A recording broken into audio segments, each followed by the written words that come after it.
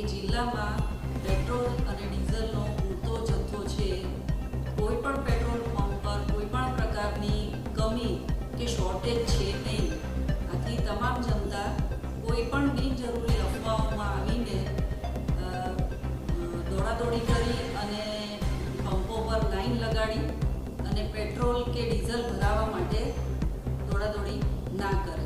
વધુમાં હું એમ પણ જણાવવા માંગુ છું કે તમામ પેટ્રોલ પંપોને તેમની પાસે પેટ્રોલ ડીઝલ હોય ત્યાં સુધી તમામ સમયે પ્રજાને પેટ્રોલ ડીઝલ મળી રહે તે માટે સૂચના અને તાકીદ કરવામાં આવી છે. તેમજ તમામ પેટ્રોલ પંપોને એવી પણ તાકીદ કરવામાં આવી છે કે તેમણે છૂટક કે ખુલ્લા કેન કેરબા કે કોઈ કન્ટેનરમાં છૂટક પેટ્રોલ ડીઝલ આપવા માટે સખત મનાઈ કરવામાં આવી છે. આથી આવી રીતે પેટ્રોલ મેળવવા માટે કોઈ પણ પ્રજાજન પેટ્રોલ પંપ પર જાય નહીં. આ સિવાય તમને જો પેટ્રોલ ડીઝલ ના મળે કે એવી કોઈ ફરિયાદ હોય તો તમે તાલુકા કક્ષાએ મામલતદારશ્રીનો અને જિલ્લા કક્ષાએ જિલ્લા પુરવઠા અધિકારીશ્રીની કચેરીનો સંપર્ક કરી શકો છો.